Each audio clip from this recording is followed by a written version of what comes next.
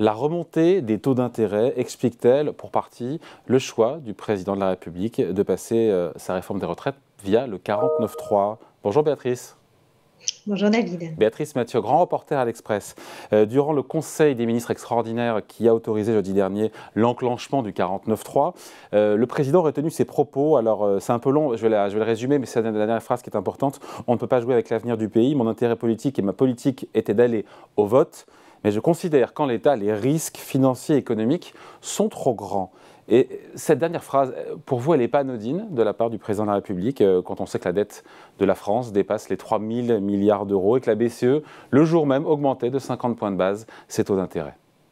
Oui, oui. Et puis, en fait, la question financière a été évoquée pendant tout le débat de ces 4 derniers mois. C'est Gabriel Attal, le ministre des Comptes publics, qui a maintes reprises à l'Assemblée nationale a dit c'est la réforme ou la faillite. Alors, c'est sans doute exagéré, évidemment exagéré au regard de l'état des comptes de la retraite. Mais c'est vrai qu'il se passe, on est à un moment quand même assez tendu sur les marchés financiers et qu'il y a une remontée des taux d'intérêt, des tensions, on voit avec la crise bancaire, et donc clairement la question se pose de savoir si il y a un risque économique et financier sur la France.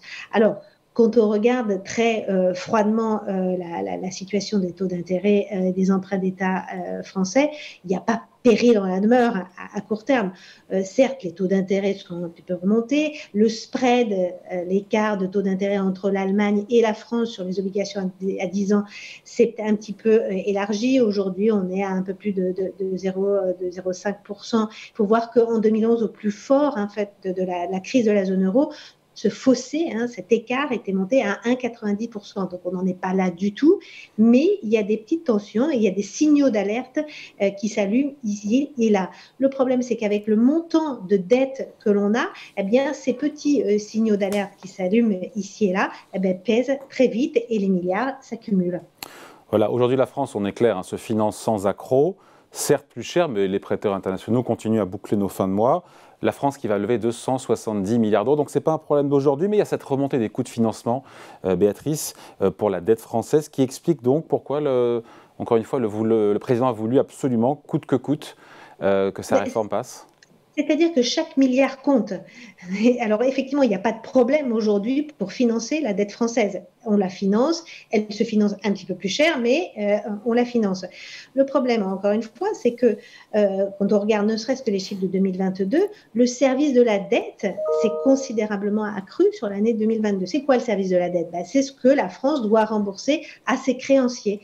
Et donc là, rien que sur l'année 2022, on a un service de la dette qui s'est accru de 13 milliards d'euros. 13 milliards d'euros, c'est peu ou prou. Si on se rappelle les chiffres donnés par le corps, c'était grosso modo le déficit des retraites si on n'avait rien fait à l'horizon 2030.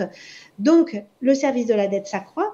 Alors, c'est vrai que sur l'année 2022, une grande partie de l'accroissement du service de la dette est liée au dérapage de l'inflation, parce qu'il y a une spécificité française, en fait, c'est qu'on a près de 11% du stock de dette qui est indexé sur l'inflation. On a des obligations d'État qui sont indexées sur l'inflation, soit l'inflation française, soit l'inflation européenne. Et donc là, ça explique une grande partie du dérapage du service de la dette. Mais là, progressivement, il y a l'effet taux d'intérêt qui va se rajouter à l'effet inflation, et la mécanique est assez infernale, et très rapidement on a une dérive du coût de la dette, parce que à chaque échéance obligataire qui tombe, en fait, le Trésor français est obligé de se réendetter. Il se réendette à un taux qui est un petit peu plus élevé qu'il y a encore un an. Donc mécaniquement, au fur et à mesure des années, le service de la dette va s'accroître.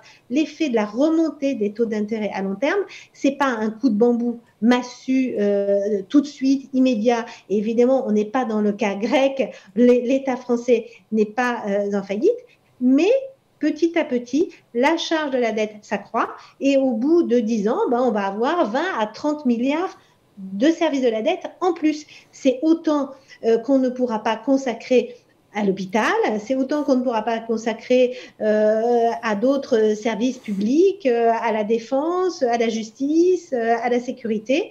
Et donc, il y a des choix budgétaires à faire. Ouais, 20 à 30 milliards d'ici 10 ans de surcoût de la charge de la dette, c'est à supposer que les taux d'intérêt d'ailleurs ne montent pas plus. C'est à supposer que les taux d'intérêt restent stables, bien sûr. On finit là-dessus, Béatrice, pardon, mais ce ne sont pas 13 milliards d'euros d'économie de la réforme des retraites qui vont changer cette équation financière qui est comme très compliquée de nos comptes publics. On va quand même être lucide là-dessus. Hein. Ah non, mais on est tout à fait d'accord. Le problème, c'est qu'on ne vit pas tout seul. On vit aussi dans un espace européen et il y a des négociations européennes.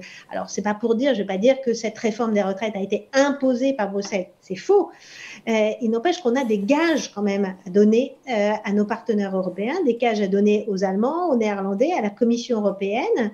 Et aujourd'hui, on est en train de négocier deux choses très importantes en Europe. C'est la première, c'est la renégociation du pacte de stabilité.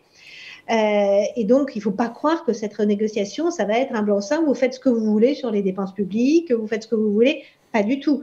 Et donc, aujourd'hui, donc plutôt demain ou après-demain, dans le nouveau cadre des critères de convergence, la question de la dépense publique va être très, très important. Et ça, on est peut-être un peu en train de l'oublier en France. Et la deuxième chose, et à beaucoup plus court terme, c'est qu'à la fin de semaine, il y a un nouveau sommet européen où il va falloir trouver une réponse européenne à l'IRA, le fameux Inflation Reduction Act.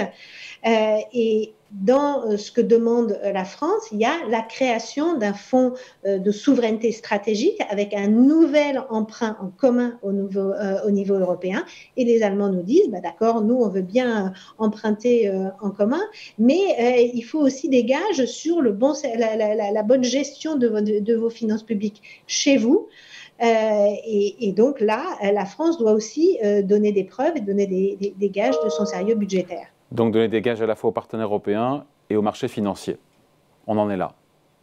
On en est là. Même si, encore une fois, on arrive à s'endetter, on n'est pas la Grèce en 2010, mais on est aussi dans un pays où on va dépasser le cap des 3 000 milliards d'euros de dette et ça dépend des calculs, entre 111 et 115% de dette publique. Allez, merci beaucoup. Décryptage signé Béatrice Mathieu, grand reporter à l'Express. Merci Béatrice. Bonne journée. Au revoir David.